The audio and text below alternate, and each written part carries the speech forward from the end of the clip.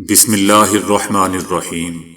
السلام علیکم دوستو، دنیا بھر کی خبروں میں آج آپ سنیں گے، لیکن اس سے پہلے اگر ہو سکے تو لائک اور سبسکرائب کا بٹن ضرور دبا لیں۔ شکریہ۔ صدر ٹرمپ نے دعویٰ کیا ہے کہ پاکستان ایٹمی تجربات کرنے والے ممالک میں شامل ہیں۔ ان کا کہنا تھا کہ وہ نہیں چاہتے کہ امریکہ واحد ملک ہو جو ایسا نہ کرے۔ صدر ٹرمپ کا کہنا تھا کہ کوریا تجربے کر رہا ہے، پاکستان تجربے کر رہا ہے، مگر وہ اس کے بارے میں آپ کو نہیں بتاتے۔ حالیہ دنوں میں دوستو، صدر ٹرمپ نے امریکی محکمہ جنگ کو ہدایت دی تھی کہ وہ فوری طور پر ایٹمی تجربات دوبارہ شروع کرے۔ اس اعلان کے بعد سے یہ الجھن پائی جا رہی ہے کہ آیا وہ 1992 کے بعد امریکہ کے پہلے ایٹمی دھماکے کا حکم دینے کا ارادہ رکھتے ہیں یا نہیں۔ صدر ٹرمپ کا کہنا تھا کہ ہمارے پاس کسی بھی ملک سے زیادہ ایٹمی ہتھیار ہیں۔ وہ سمجھتا ہوں کہ ہمیں تخفیف اسلحہ کے بارے میں کچھ کرنا چاہیے، اور میں نے اس پر روسی صدر پیوٹن اور چینی صدر شی جن پنگ سے بات بھی کی تھی۔ ان کا کہنا تھا کہ ہمارے پاس اتنے ایٹمی ہتھیار ہیں کہ دنیا کو 150 مرتبہ تباہ کر سکتے ہیں۔ روس کے پاس بھی بہت سے ہتھیار ہیں اور چائنا کے پاس بھی ہوں گے۔ جب ان سے سوال کیا گیا کہ پھر ہمیں اپنے ہتھیاروں کا تجربہ کرنے کی ضرورت کیوں ہے، تو صدر ٹرمپ نے جواب دیا، کیونکہ آپ کو دیکھنا ہوتا ہے کہ وہ کام کیسے کرتے ہیں۔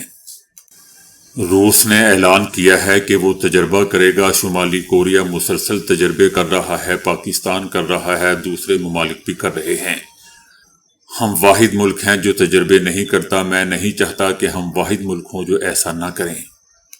جب ان سے کہا گیا کہ شمالی کوریا کے سوا کوئی ملک ایٹمی تجربے نہیں کر رہا، کیونکہ روس اور چائنا نے بالترتیب 1990 اور 1996 کے بعد سے کوئی تجربہ نہیں کیا، جس پر صدر ٹرمپ کا کہنا تھا کہ روس اور چائنا بھی تجربے کرتے ہیں، بس آپ کو اس کا علم نہیں ہوتا۔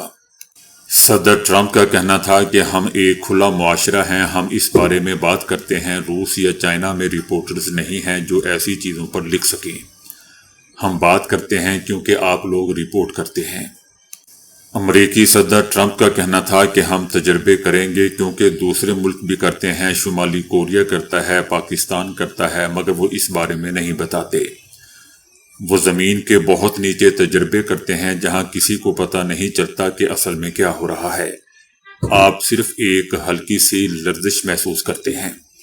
صدر ٹرمپ کا کہنا تھا کہ ہمیں اپنے ہتھیاروں کا تجربہ کرنا ہوگا، ورنہ آپ کو معلوم ہی نہیں ہوگا کہ وہ کام کیسے کرتے ہیں یا کرتے بھی ہیں کہ نہیں۔ جب صدر ٹرمپ سے کہا گیا کہ دنیا کے ماہرین کہتے ہیں کہ امریکہ کو اپنے ایٹمی ہتھیاروں کے تجربات کی ضرورت نہیں ہے کیونکہ وہ پہلے ہی دنیا کے بہترین ہتھیار ہیں، جس پر صدر ٹرمپ نے جواب دیا کہ میرے مطابق بھی ہمارے ہتھیار بہترین ہیں، میں ہی وہ شخص ہوں جس نے انہیں اپنے 4 سالہ مدت کے دوران جدید بنایا۔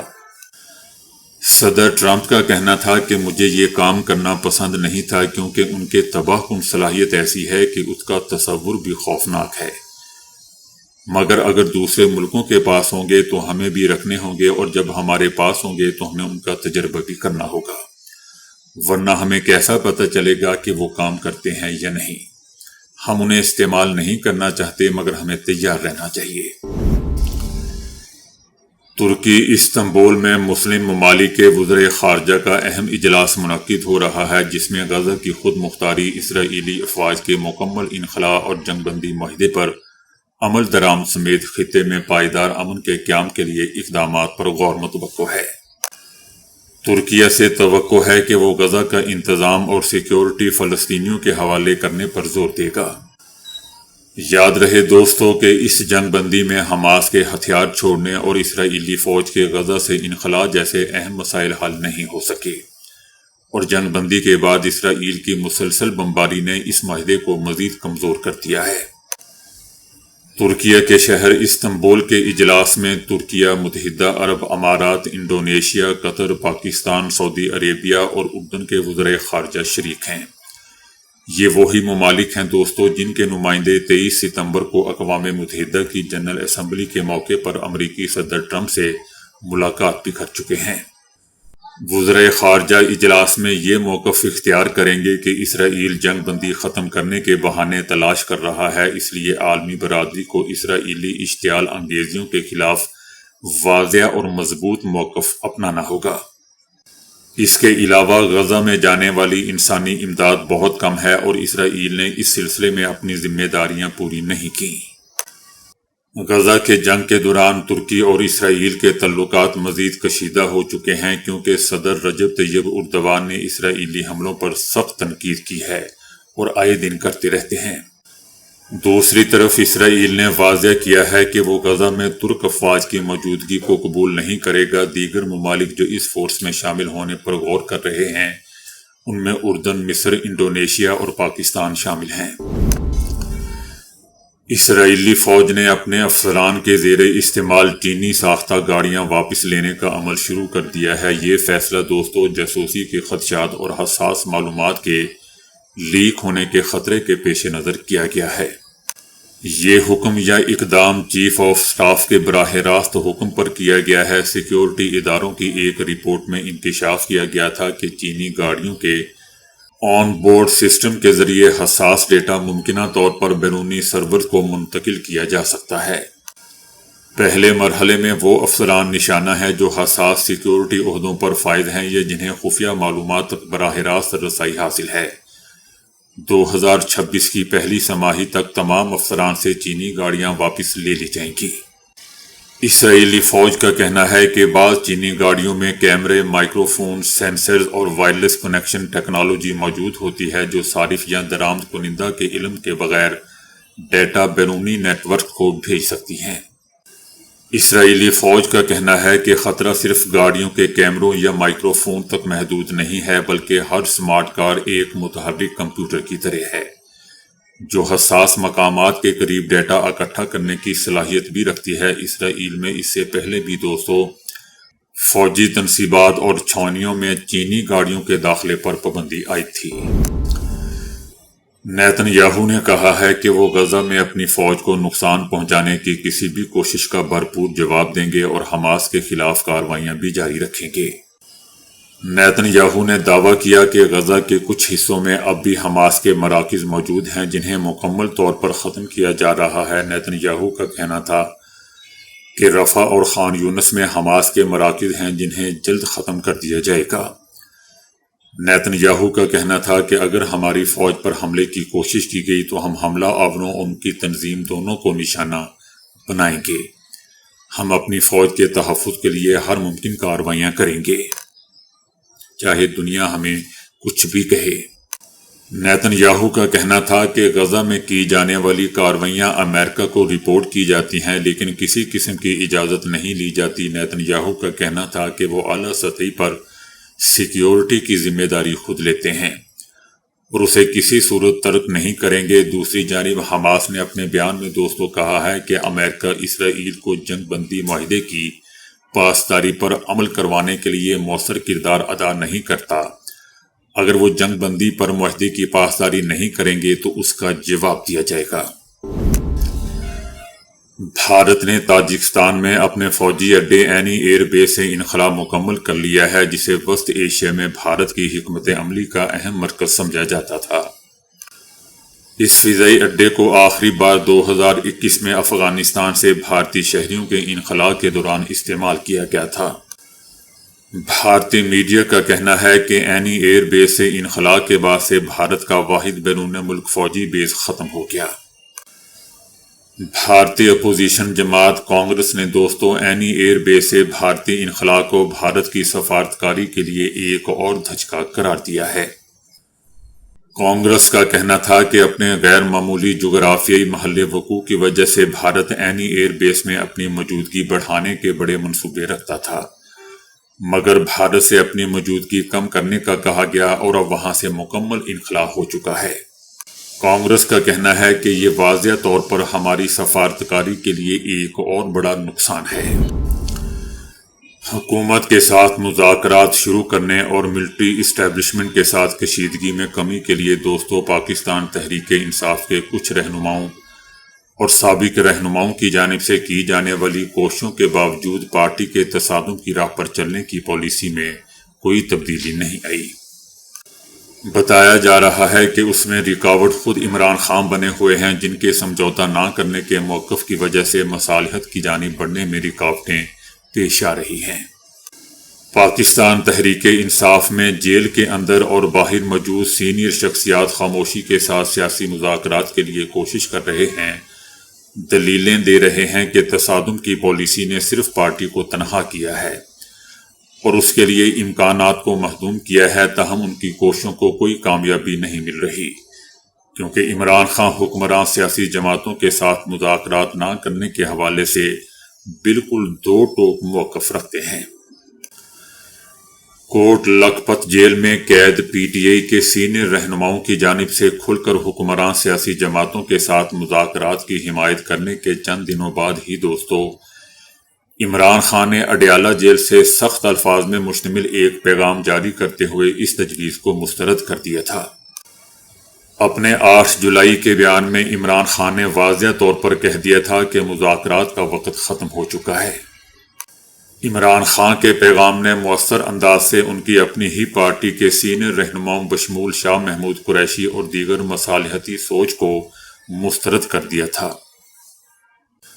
سیاسی مبصرین کی رائے ہے کہ جب تک عمران خان اپنے تصادم پر مبنی لب و لہجہ فوجی اسٹیبلشمنٹ کے خلاف پر قائم رکھیں گے، اس وقت تک پاکستان تحریک انصاف کے لیے سیاسی میدان میں واپس آنے کے امکانات نہیں ہیں اور بالکل بھی نہیں ہیں۔ پاکستان تحریک انصاف کے اپنے ہی لوگ نجی محفلوں میں دوستوں اعتراف کرتے ہیں کہ پارٹی کے بانی یعنی عمران خان سوشل میڈیا پر جب تک فوج کو ہدف بنانا بند نہیں کرے گا تب تک بامعنی مذاکرات شروع نہیں ہو سکتے۔ تاہم کچھ سینئر تجزیہ کاروں کا یہ بھی کہنا ہے کہ اگر پاکستان تحریک انصاف اپنا لہجہ نرم بھی کر لے تو بھی فوجی اسٹیبلشمنٹ عمران خان پر عدم اعتماد ان کا بہت گہرا ہے اور آگے بھی رہے گا۔ گزشتہ 3 سالوں میں فوج کی قیادت پر ان کی مسلسل تنقید نے نہ صرف موجودہ کمان بلکہ ادارے کے اعلیٰ قیادت کے بڑے حصے اور فوجیوں کو بھی عام فوجیوں کو بھی ناراض کر دیا ہے۔ اگرچہ عمران خان پاکستان تحریک انصاف کی سب سے زیادہ مقبول اور مرکزی شخصیت ہیں، لیکن ذاتی حیثیت میں اسٹیبلشمنٹ کے ساتھ ان کی ساکھ بہت ہی خراب ہو چکی ہے۔ یہی وجہ ہے کہ کچھ مبصرین کا کہنا ہے کہ پاکستان تحریک انصاف کی سیاسی بحالی کا انحصار بالآخر متبادل قیادت پر ہی ہوگا، مثلا شاہ محمود قریشی یا چودھری پرویز الہی جیسے افراد اسٹیبلشمنٹ کو قابل قبول ہوں گے۔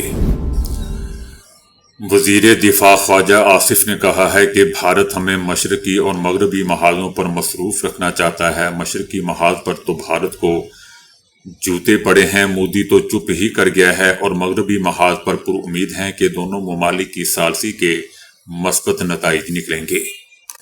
خواجہ آصف کا کہنا تھا کہ طور-خام بارڈر غیر قانونی مقیم افغانیوں کی بے دخلی کے لیے کھولا گیا ہے۔ طور-خام بارڈر کسی قسم کی تجارت نہیں ہوگی۔ ان کا کہنا تھا کہ اس وقت ہر چیز معطل ہے، ویزا پروسیس بھی بند ہے۔ جب تک گفتگو مکمل نہیں ہوتی یا اس پر کوئی بات چیت مکمل نہیں ہوتی یہ پروسیس معطل رہے گا۔ خواجہ آصف کا کہنا تھا کہ پہلے تو غیر قانونی مقیم افغانیوں کا مسئلہ افغانستان تسلیم ہی نہیں کرتا تھا۔ ان کا موقف تھا کہ یہ مسئلہ پاکستان کا ہے، اب اس کی بین الاقوامی سطح پر آنرشپ سامنے آ گئی ہے۔ ترکیہ گفتگو میں یہ شک بھی شامل ہے کہ اگر وہاں سے کوئی غیر قانونی سرگرمی ہوتی ہے تو اس کا ہرجانہ ہوگا۔